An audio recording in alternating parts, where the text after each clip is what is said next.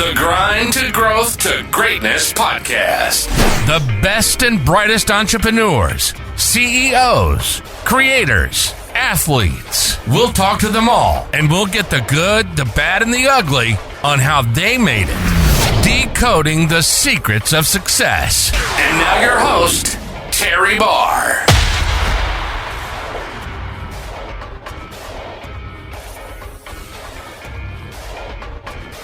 And welcome back to Grind to Growth to Greatness. We are here with a very interesting guest. Her name is Liz Toombs, and she is a business owner in the state of Kentucky. She's also a she's a Kentucky Wildcat, and she started a PDR Interiors. Now, that might not mean anything to you, but those of you that are in college or have been in college, she's got a very interesting niche.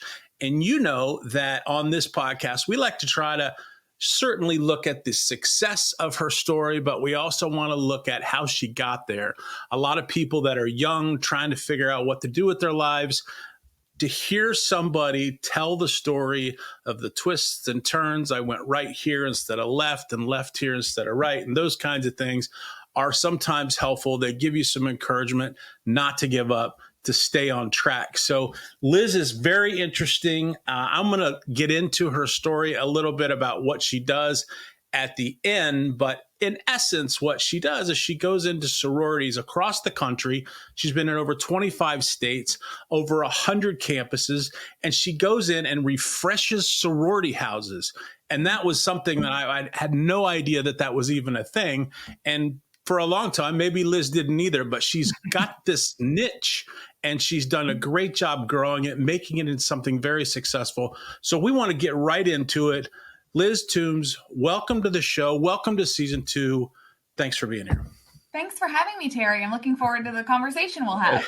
Fantastic. So Liz, tell me about how you grew up, where you grew up, mom and dad, siblings.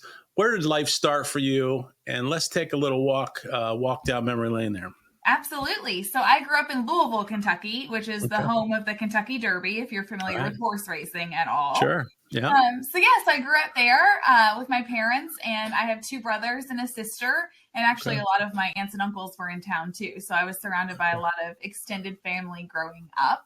Okay. And then I was a traitor of the family, and I went to UK. I went to Kentucky, like you said. So grew up with a lot of Louisville fans. Hold it against me or don't, whatever. But anyway, ended up wearing blue and landed in Lexington after that. How about that? So I don't hear a lot when I got on here until I started listening to some of your YouTubes and some of your podcasts. I thought she's going to have a Southern twang. It's got to be.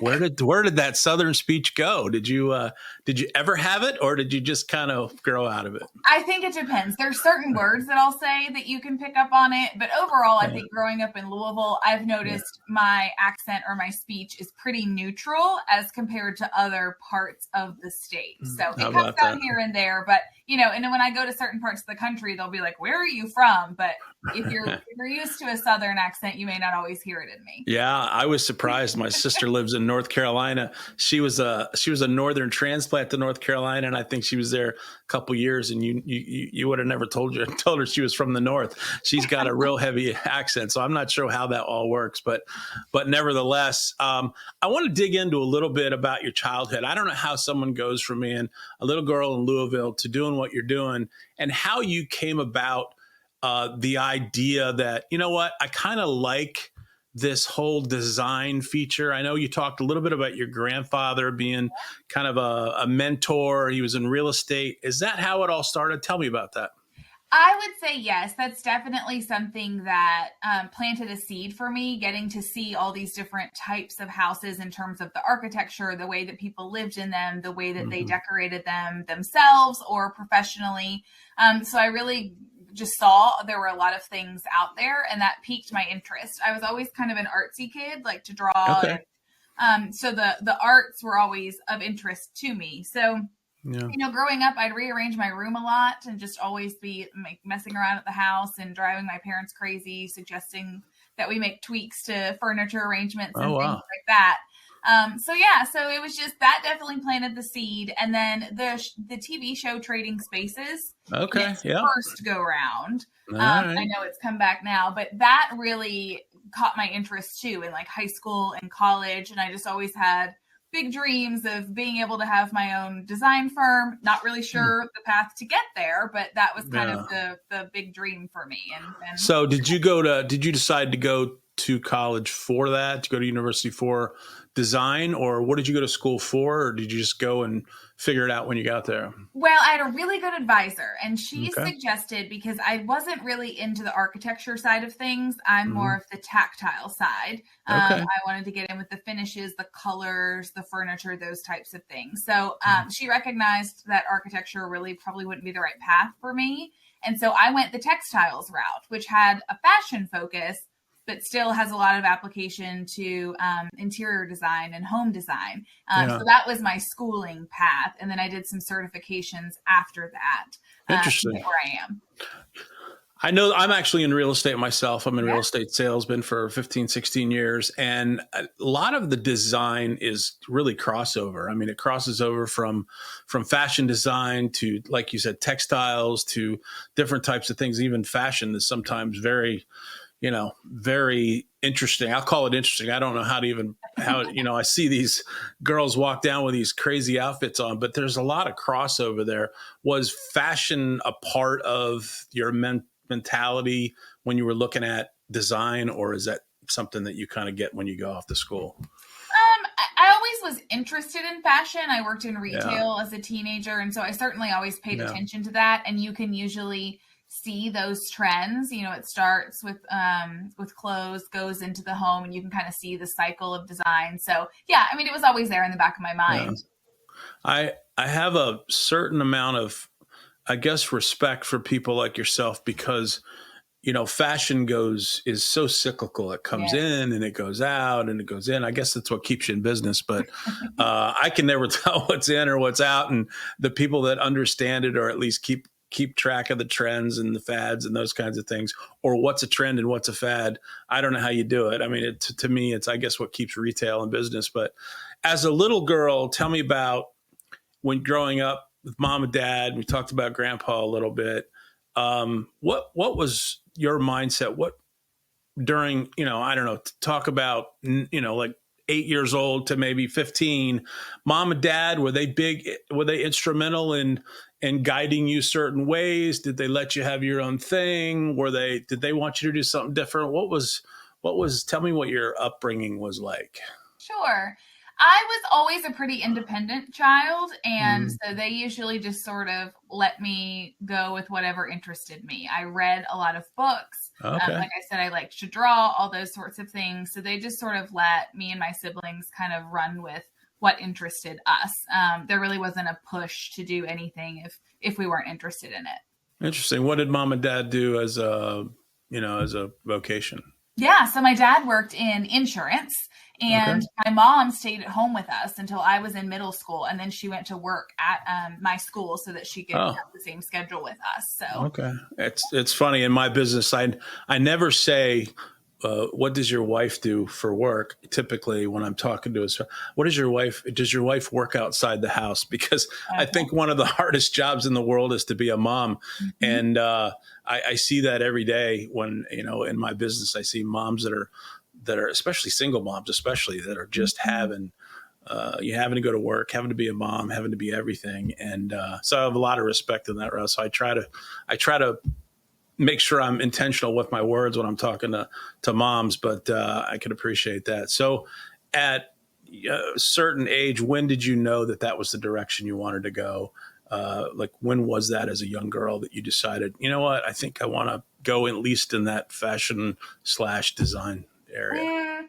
I mean, it was always of interest in late high school, but definitely once I got to college and had an advisor saying, here are the courses you can take so that you graduate with this degree, and then you can move towards the profession that you're talking about wanting to do. So it was definitely at that point. So at like 18, 17. Yeah, 18. Okay. And if you don't mind me asking, what do your siblings do? Do they have any kind of similarities to their locations, or did they go in their own directions? Oh, we're kind of all over the place. So Oh, my sister is very artsy and creative as well, but she Okay. landed in HR, which is Oh. not a creative Yeah. profession, but Right. she has a side gig where she does baking and has a small Okay. bakery business. So I think she gets that outlet there. Okay. And then my brother has done a number of things. Okay. He's really into like physical fitness. And so he's Okay. done personal training. He's doing landscaping now. So he's a little bit more into like keeping active, Yeah. and doing that type of stuff within his work. So yeah. Yeah, that's interesting. I have a son just like that. I have a 35-year-old son, and he's kind of that activity guy. He's all over the place, does landscaping, does things outside. And then my second son is Mr. Fitness. So they're all over the place, but it's interesting them trying to find their way. Yeah. So you go to school, you figure out your direction, you graduate with a degree. What was your degree on? Merchandising, apparel, and textiles. Okay. And I'm assuming that the textile portion of that was kind of the most important for your future endeavors, or? Merchandising a little bit, because if you understand what merchandising is in retail, it's like setting up display windows, floor sets, those types of things, and understanding staging of that environment. Mm-hmm. And so while the way you stage a store is not the way you stage a home, there are still those like fundamental Similarities, things that you could use in both applications. Well, that's good. So I understand, and correct me if I'm wrong, you went after school, you went to work for an interior design company. Tell me about that experience. I did. So my first job, though, out of school, I worked for a countertop manufacturer. Oh, that's right. I did read that. Locally owned fabricator that cuts your countertop. So it was everything from laminate to stone. And I did that for a while, and I was in sales, outside sales. So I had to really understand like how to build relationships, get out there and network. And, because when you work commission, as you know, you have to really build your network. So anywho, did that, and really wanted to pursue the design side of things still, not such a broad sales situation. So I went to work for one of my customers who had a design franchise. And through that franchise, I went and did my certified interior decorator certification, did that, worked for them for a couple years. And then when the recession hit, they decided to close up shop. Wow. And so I was faced with the choice of, do I go and try to work for somebody else, or do I want to try to do this on my own? And I chose the latter. Well, it's certainly, you've obviously done a good job at making this your own and going out on your own. Was there a point, I want to talk a little bit, did you get married? Did you have kids? Is there a family dynamic that you have to work around? Because I know this seems to be, the more I read about your company and your contracts are not in your backyard lots of times. They're across the country and you got to travel a lot. Tell me about the dynamic of your company and how that works in with what you got going as a family. Yeah, that's a really good question. So when I first started the company, there was not a lot of travel. I was doing a lot of local residential, light commercial, like office spaces, that type of design work.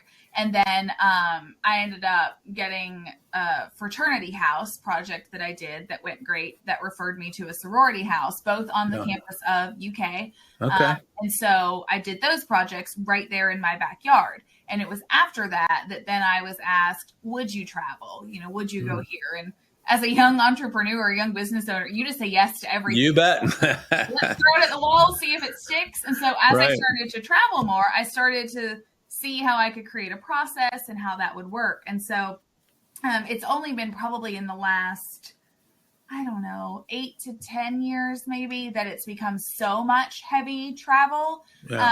And so the understanding is just, I'm gone a lot, July, August, and a little bit into September. My friends know that. My family know that. Like, we have a joke that, I don't really live in one place at that time. Yeah. Every week's a different campus. And so, you asked me about if I was married. When I first graduated college, I did get married. Okay. When I started my business, I was married. That has changed in the last few years. I've gotten a divorce, but of course that's a factor, right? Is your family at home and when you want to be there. But the understanding is it's one season out of the year that's real busy, that requires a lot of travel, and you can kind of make it through anything for one season. Yeah.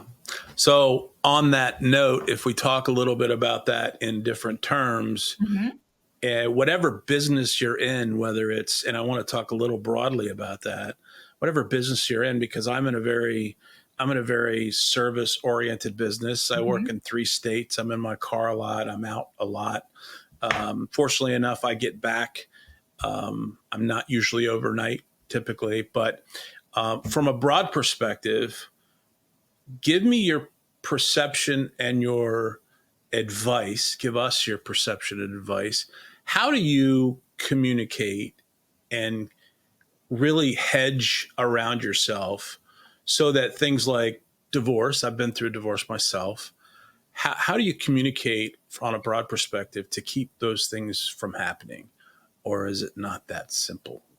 Are you asking how to communicate with your partner, or how? Yeah, I mean, from a family perspective, we dive in as entrepreneurs. We are dialed in. We're building something together. Unless your spouse is part of that process, sometimes that builds a nice big void there. And I'm wondering if there's any lessons that you've learned, anything that you've retrospectively come up with to help couples, as maybe one is in, my wife, she's in public and public, and I'm in a private industry. And so those are two different things. So I'm just curious if you've kind of retrospectively thought about that. That's such a good question. I do think you bring up a good point about when you work in different sectors, or one of you owns a business and one of you does not, and you're employed by someone else. There can be confusion there of what is required in each of your jobs. And so I think it's definitely important to communicate about that so that you can understand each other's positions and where these decisions are coming from and why these decisions to travel and to be away are happening and what it does for you as a family. And I think if you're clear on that and why you're doing this work, then you can, stay on the same page. And like I said, get through that season of heavy travel or whatever it may be going on within your personal profession. Right.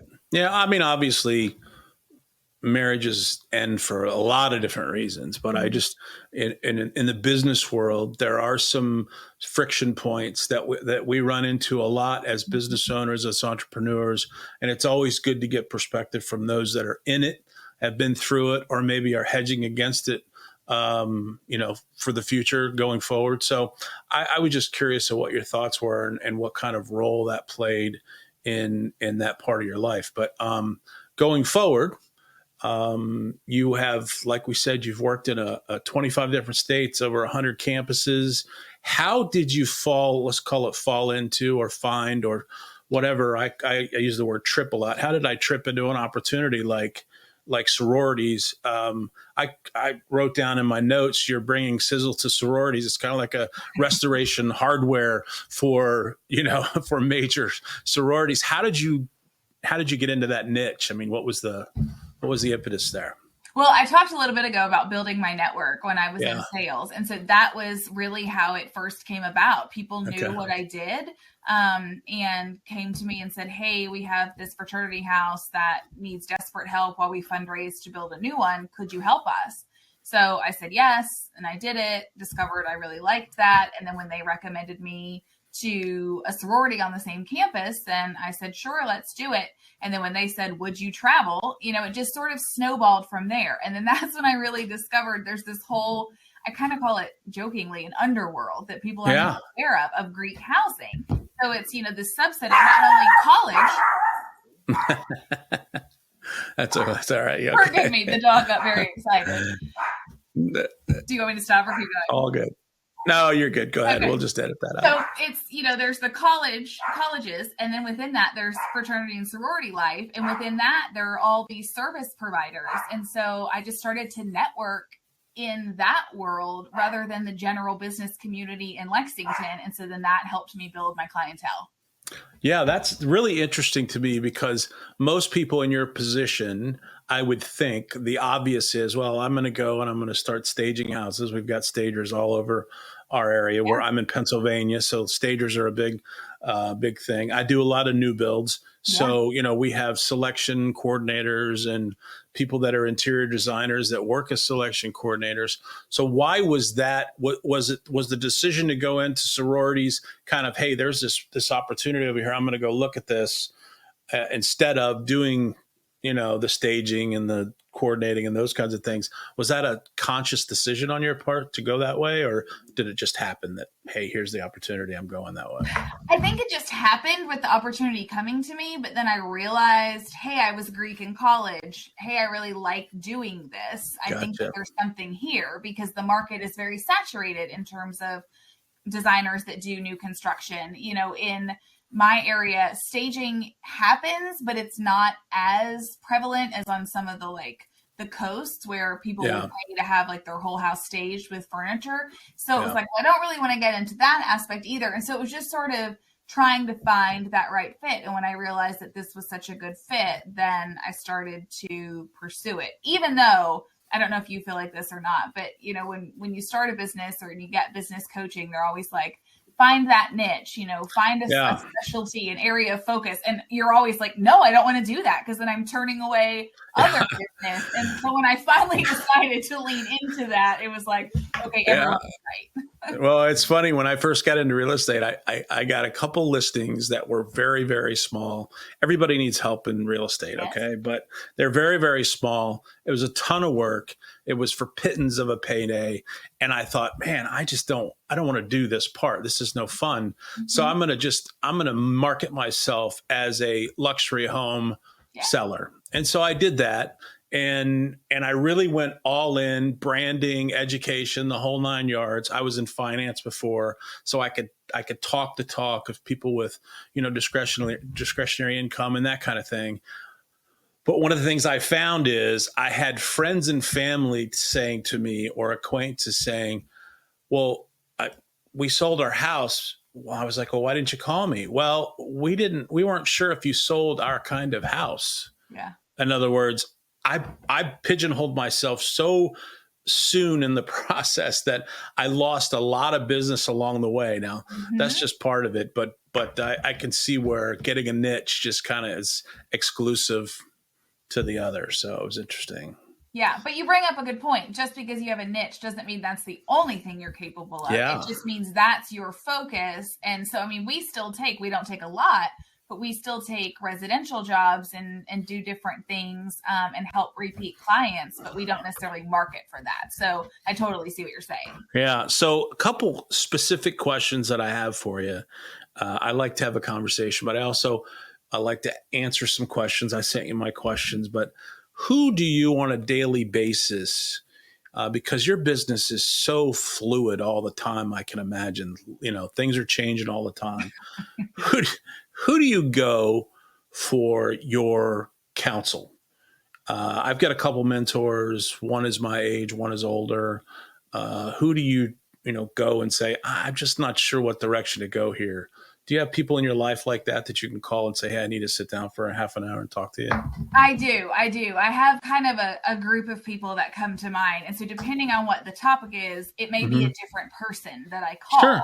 Yeah, so, I've got a great friend, Caitlin, who is a VP of sales for a commercial furniture company. And so anytime I'm talking about or thinking about anything with my staff or hiring or anything like that, she's my go-to. I call her every time and we just have a great conversation. And, really even a lot of other business things too with her and just other friends of mine that are realtors or entrepreneurs. They're just really great sounding boards for me too, just to try to just get it out. And then I have a business coach as well. And so it's always nice to have Toby? It is. Toby? Yeah.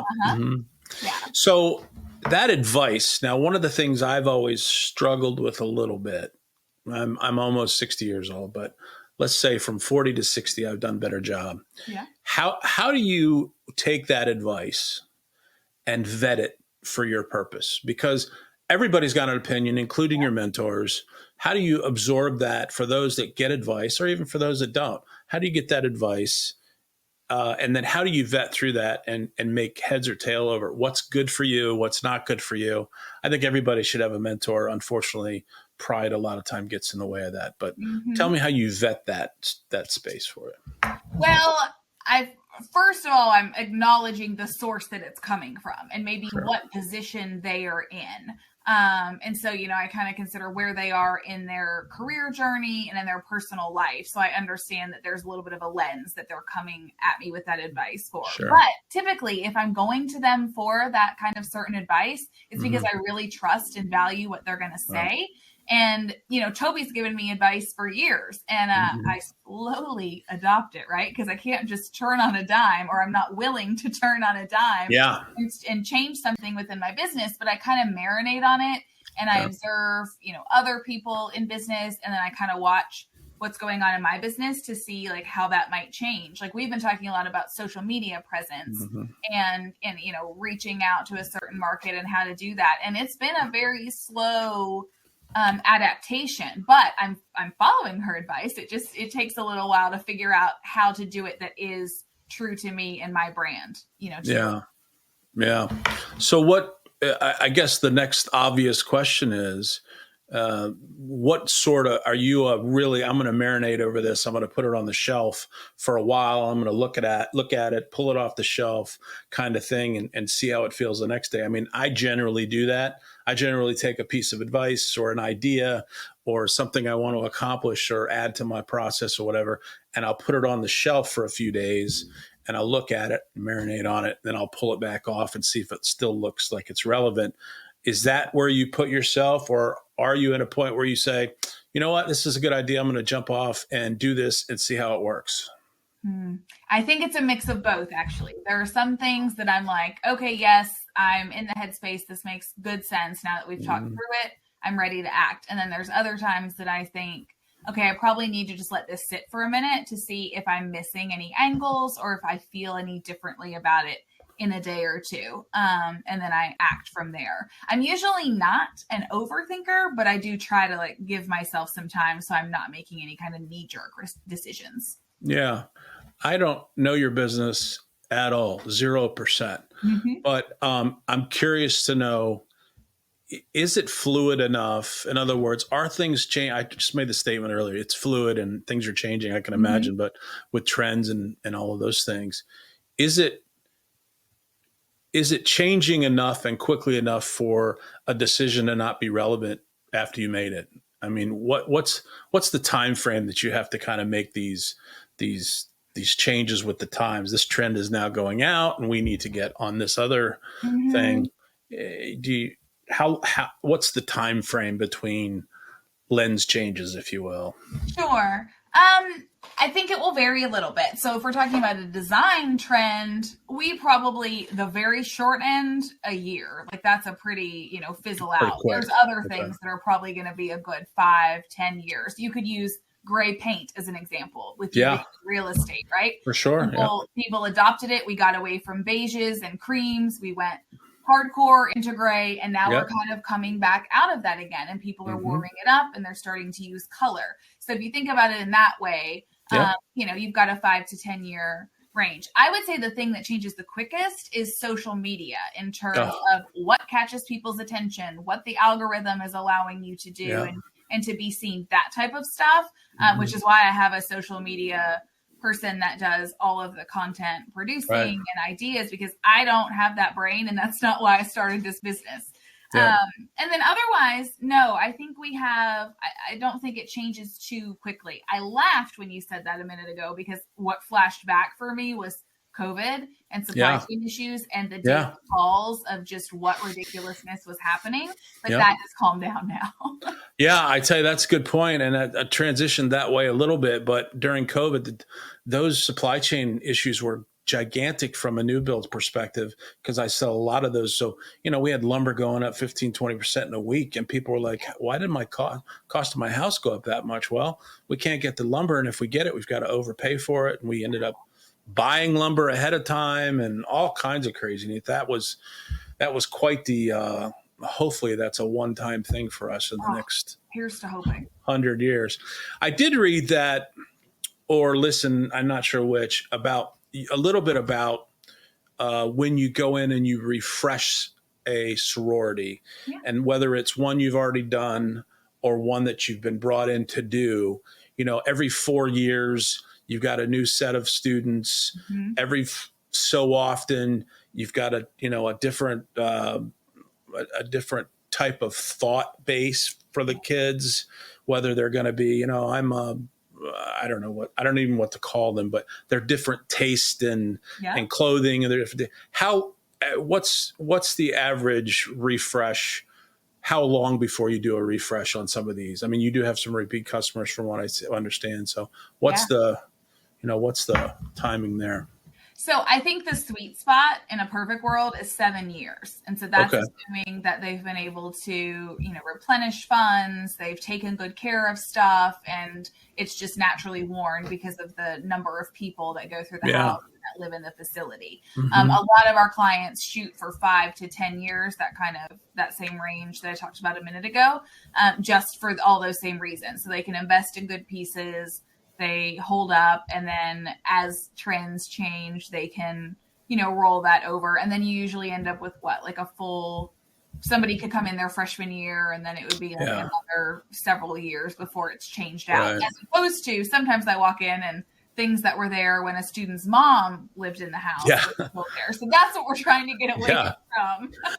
But obviously you must be having an effect. I mean, when they see the result, that really must kind of precipitate a response like, I didn't think this could be this way. Or what kind of responses are you getting to these? I mean, obviously I'm late to the party because you've been a company for 15 years, but what kind of a response do you get from, I guess, the powers that be in these sororities? Are they just really on board? Oh my gosh, we should have done this 15 years ago. Or what's your response?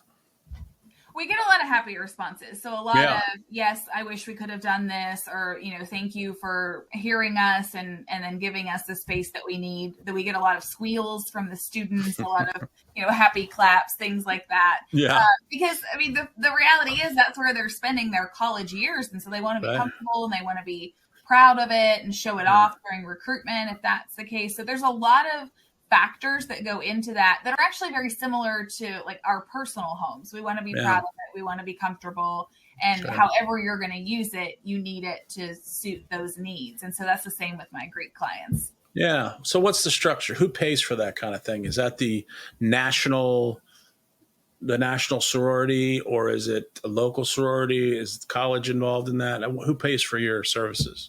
Typically, the universities or colleges do not pay for it.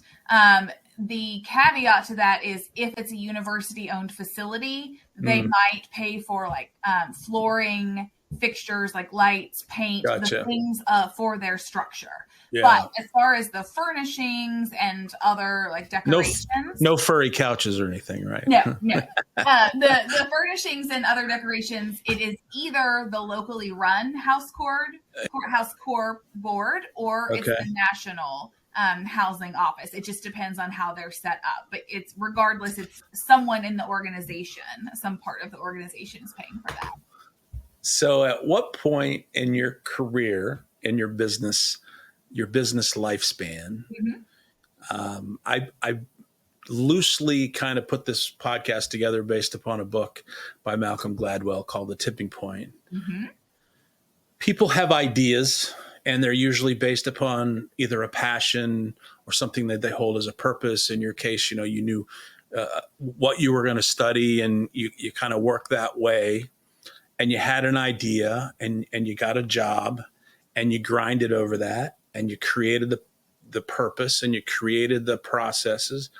At what point did you feel like, okay, I've got something that works, and now I can grow it? And maybe you don't feel this way yet, but at what point after that growth period do you feel like, I finally tipped over into success? I can feel like I can step back and go, yeah, this is successful. And if I weren't here, it could still move on in perpetuity. I think I am at that point of getting very close to feeling like if I were to step back. That has been a perspective that I have used the last few years looking at my business, that if you were to remove me, how would this go on? And like, where would our weak points be? And then how do we fix those? So we're getting very close to me being removable. I have such a great team of other designers. And so that's really been in the back of my mind as I've expanded our team or added in other service providers like social media and such, because I want to make sure this is a sustainable business. Yeah. So based upon that and what you've started to kind of realize about your company, and one of the big things that you talk about is your mentoring of young women, and we'll call it a passion, or we'll call it a purpose. You can call it what you like. Tell me about that and how that affects your daily decisions and what you do to pass on the things that you've learned, you've experienced to the other young women that maybe are going down your pathway, your vocational pathway, or coming out of school. Tell me about your mentorship, what that means to you, what you want to pass along to those young women. Sure. The reason I started even offering internships within my company was because I remembered very clearly what it was like in college to feel like I don't know how to find a job. I don't know how to even test the waters on what I want to do. And so I just decided, I could use some help, of course, within my work, but also I could give a student an opportunity to come in and see behind the curtain and just see the day-to-day and get some experience that they wouldn't otherwise have access to. So it started as basic as that. And then as I've had interns come through the doors over the years, I learned so much from them. I gain a huge benefit because college students are who we're designing for in these environments. And so by having these students come through the door, they keep the ideas fresh. They keep my eyes open to how things are changing. And so that's super beneficial. But I just really love getting to let them come in and try things out, because in the classroom, there's a certain track of tasks that they're doing, and then coming in and doing this kind of work and, assisting on projects, whether it's an install or doing a design on the computer, they really get to see what they're capable of and then see how it lights a fire in them and makes them excited to do the job. I haven't had a student yet be like, I hate this career, I'm not going to do this, but it's there for that reason too, right? You don't want to spend 4 years or more going towards a career that you suddenly decide you hate. So I don't know. I just think giving them experience, and I think probably a lot more goes on in their mind than I even know, and just how it helps them go forward. Yeah. Interesting. Well, I know that you mentioned social media, and social media it's here to stay. Yeah. It's a tool, or it's a curse, or both. And I would think that the young people coming out of school and doing internships can add a lot to your purview there, with the social media. How do you, and I read a lot, I read a ton. How do you, when a student comes in, male or female, how do you explain to them the importance of dialing into their craft and dialing into their work versus, being distracted by their phone or being distracted? A lot of leaders are talking about the millennials and the younger kids are just, they don't know what it's like to be undistracted. And how do you feel about that as a business owner? Is that a big problem in your company? I have not seen it be a big problem because we are such a small company, and all of my team works remotely. So typically when I have an intern, they're in the office one-on-one with me. Okay. And so I don't know if it's because they're sitting next to the boss or what, but they tend to not pick up the phone really. Yeah. We've had more discussions about it in something as simple as like if we're driving to a job site a couple hours away, like, hey, don't pick up the phone. Let's have a conversation in the car and talk to each other. I taught a soft skills class at UK for a semester, and we talked a lot about like when to have conversations and how to be personable and those types of things, because I do feel like that's a skill that we're lacking now, just as people, but then obviously this younger generation coming out. So all of that to say, if I see that it's an issue, I try to address it kind of gently and nudge and show other behaviors and things that should be happening. We will talk about, at a client appointment, a phone is not appropriate, right? We're taking notes, we're taking photos, we're locked in on the client. But I have been fortunate that I haven't seen it be a huge issue for anybody that's worked on my team. Now, I did read, though, and you can comment and connect the dots on this, that you said that some of the things that you're doing inside of sororities and other areas is you're creating these spaces that are, I think you call them mental health spaces. Yes. Or the spaces that you're creating for students to go either, work on an interview, or it didn't feel like they were going to curl up in a ball and cry. It felt like it was a useful space, but I feel like that's part of the result of this information overload, that kids don't know where to go to just be quiet and to be,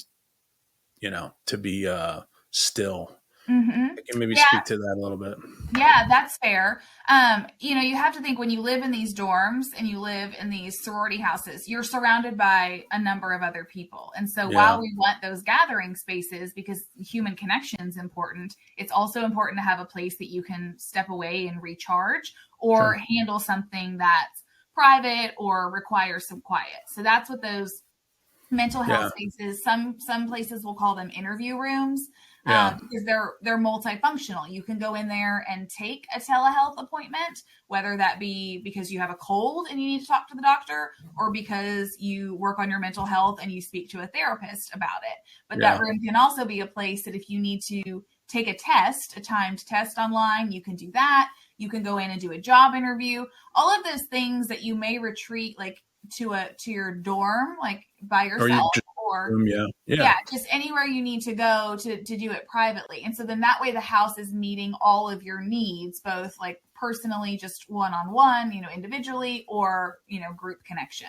So do you find your company's doing a lot of those now? I mean, is that something that you've always done, or is that something that's come up since COVID, or is it something that it's just we've all kind of moved towards because of the number of people in these sororities is so big that there's got to be a place for people to go and be quiet? We had a few requests for spaces like this pre-COVID, specifically not so much the like individual space, but private like meeting groups for they've been called mental health clubs, survivors of sexual assault, those types of things, like small spaces. But these more like individual spaces came about as a blend of, COVID times, right? We had all these things going on, and we needed these private spaces. But also, if you've ever been in an older Greek house, they used to have phone booths. So if you received a call, somebody would yell up the stairs and say, "Hey, Terry, you've got a call." And you go down there and you talk to your mom or your girlfriend or whoever it is, right? Yeah.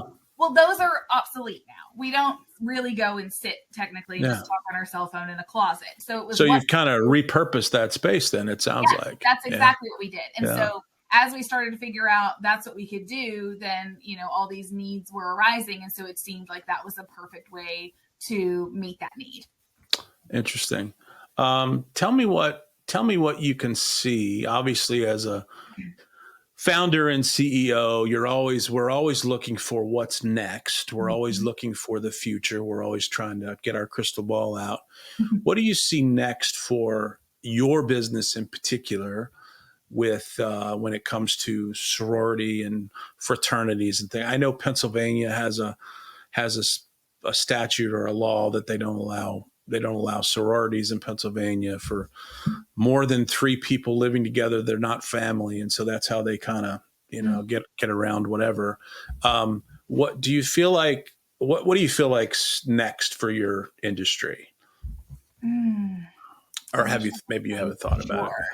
I definitely still feel like it's a growing community. I know there's always discussion, right? Some universities want to ban them. There's talk about these like same-sex organizations, and do we keep them? Do we not? But ultimately, that drive for human connection is what makes these organizations so popular. It's a way that we can go to a university and we can find a smaller group to plug in. Because if you're an athlete, you have that built in with your teammates. So this is a way to, have that group. That's why I did it personally as well. So I definitely think it's still growing, but it's just trying to figure out The big discussion right now is, are the houses the way that they are the best design format? Yeah. So like, do we need to sleep all of these people in this space? Like, Mm. is that working? Or do we need to change up how we use these rooms and maybe not as many people sleep in, or they don't sleep in at all? And, what does that look like for our structure? So Right. there's a lot of conversation around that. And I just think it's very interesting to sit back and to listen to what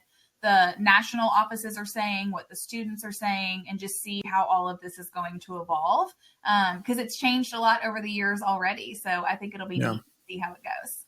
Yeah, I think one of the things that I read about was one of the reasons that Pennsylvania's doing what they're doing is that they're concerned about changing the real estate makeup in those areas with a lot more, college students in, combined area. I mean, that's, anytime the government speaks, I listen with a jaded ear to start with, but Yeah.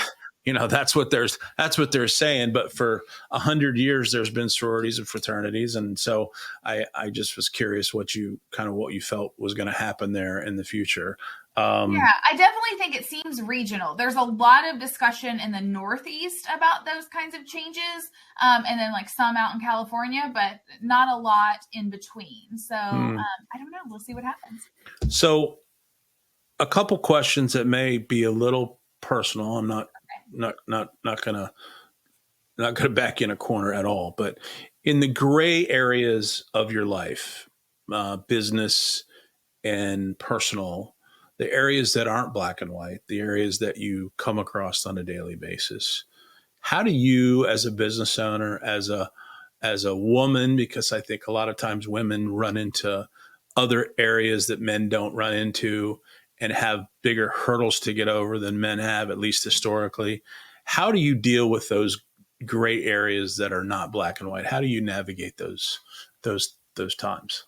I'm trying to see if I can think of a good example even on what that might be. Yeah. I mean, one of the first things that came to mind, and tell me if this is what you're thinking as far as a gray area. When I started my business, I was 25. And so I remember being really nervous. I'm this young girl, barely out of college. Is anybody ever even going to want to talk to me or deal with me? And so I made the choice to wear glasses. Oh, yeah. Okay. Glasses, how about that? But I wore them on my appointments because I was meeting with people in their 50s and 60s, hiring me to do their home. And I felt like I needed to project more intelligence and life experience, I guess. Yeah. That's not what I'm talking about, but that's a great question. Yeah. For all of my life, I thought if I had gray hair, I think I'd do more business. Yeah. And, it took me a while. I got a little receding light here. I'm getting older in experience and I get a little more business, but I get what you mean there. Yeah. I guess my question was, I think I could make an extra 10 grand here if I did something that maybe some people would look at as okay. And some people would find this to be unethical. Yeah. And the reason I came up with this question in real estate, it's very possible to live in the gray areas just to make a dollar. And so that's kind of where I was coming from because it's very personal to me. Yeah. I'm the guy that says, hey, it's black and white. You do the right thing. If it costs you money, that's business. So I was curious how you navigate, if you have those times, or how you navigate them when they come along. I am a consummate rule follower, and like my friends tease me about it all the time. Like, I'm not going to cross the street, not in the crosswalk. So I would say I pretty much live in the black and white as well. Yeah. And I understand that sometimes like we've made a mistake and we could sweep it under the rug, but we're going to just bring it to the client's attention and, we're going to fall on our sword for that because I don't know, doesn't sit well with me. Yeah, it's happened a bunch of times. I shouldn't say that. That sounds terrible, but it's happened a few times in my career where I've ended up, something that's happened on the other side. Somebody's not paying for something. My client decided to stick their feet in the ground and I end up buying a refrigerator or I end up buying a set of chairs or I end up, and here, you put all your time in and you work and you want to get paid and you want everything. And then all of a sudden at the end, they're like, I'm not paying. And the other person says, I'm not paying. And all of a sudden guess who has to step up? The guy that's, the realtor. Yep. So that's the whole idea of my question is how do you navigate? But anyway, that's a great answer. So what's next? Do you see any other opportunities in the future for your company? Anything that you feel like, hey, this is going to be the next big thing? And can you see exponential growth coming, or do you feel like you're going to grow slowly from here? I'm always a slow and steady wins the race. You can tell I like to live in the safety, right? Like slow and steady, black and white, whatever. Yep. But ultimately, like big dreams. I've always been kind of piddling with a book for a while. It just hasn't been the right fit. So I'm kind of starting to like dabble back into that. And I would love to do some sort of like product line or product collaboration geared towards college students, sorority women, dorm life, something in that realm. So I'm really trying to pay attention to what I think is missing in the market and what I might be able to bring to the table there. But I'm also coming at everything with I'm not going to force it because I've tried to do that kind of stuff before and then it doesn't work. So I'm just kind of keeping my eyes and ears open to see how it works. Are you identifying any misses in the market, any lacking in the market that maybe you could take advantage of? Not at the moment. I'm paying a lot of attention to, there's a lot of, I don't know if you know this, but down in like, especially in the Southeastern colleges, there's a lot of dorm room decorators and designers that is that right? Okay. Pay these designers to come in and do their students' dorm room. Wow. So I'm really like watching that and seeing if there's any of that type of stuff that could translate over to my Greek clients and just that kind of stuff.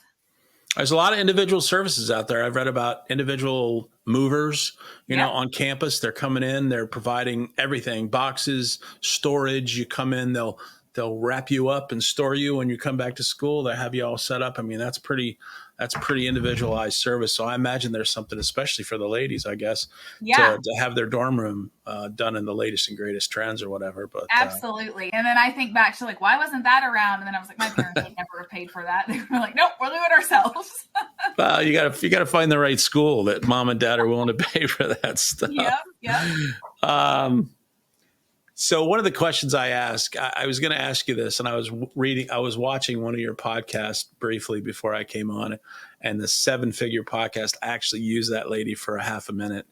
I can't remember her name. I don't want to dismiss her because she helped me out with my podcast. But I always ask if you had 5 minutes with the ladies, let's call it the ladies of the world or the ladies, young women of America. What would your advice be to those folks? Not necessarily if you want to start a business, here's what to do, but things that you've learned as a young college student, a young girl, and then your experience through life to date.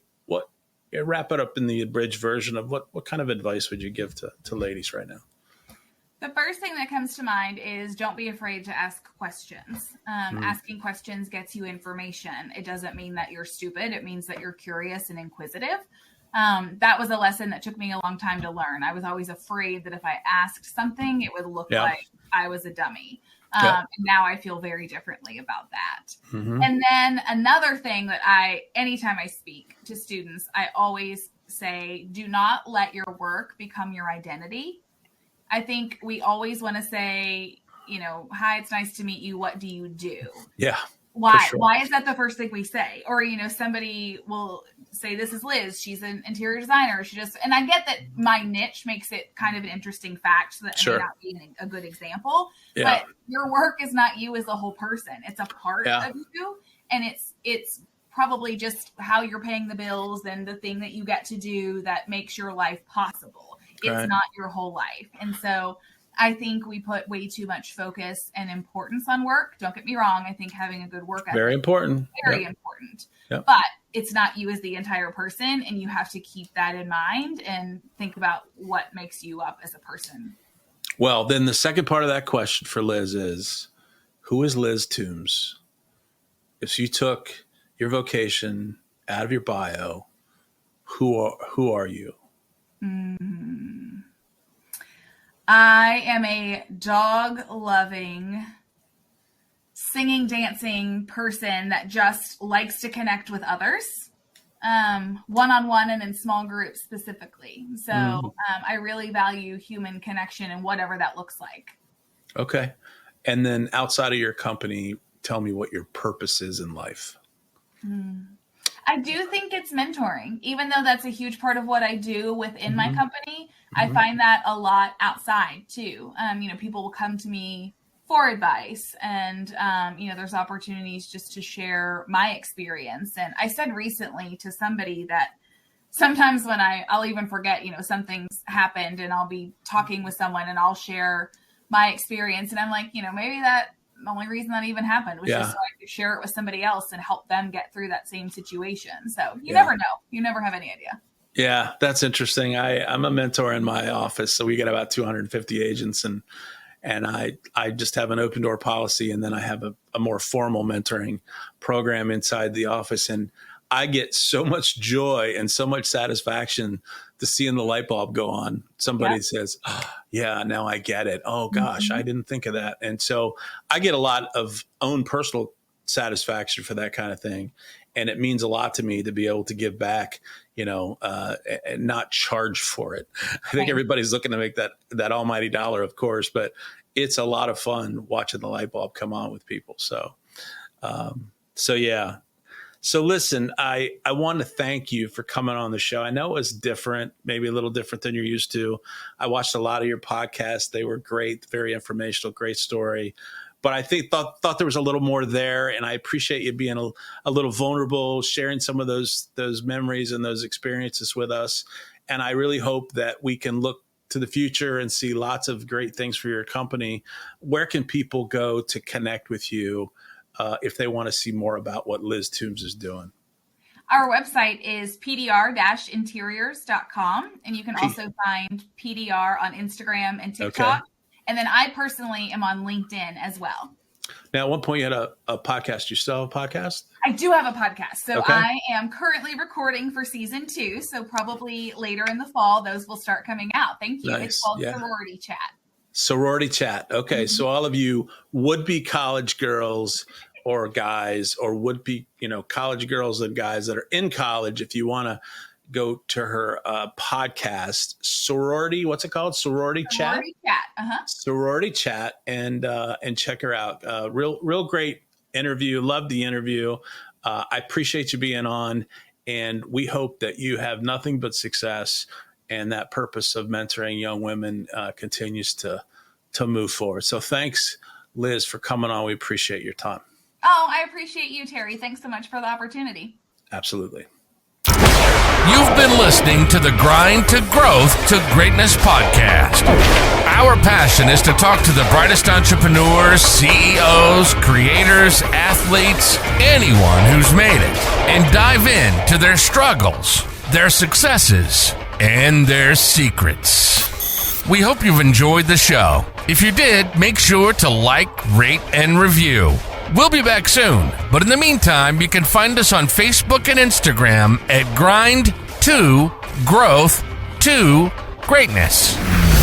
See you next time.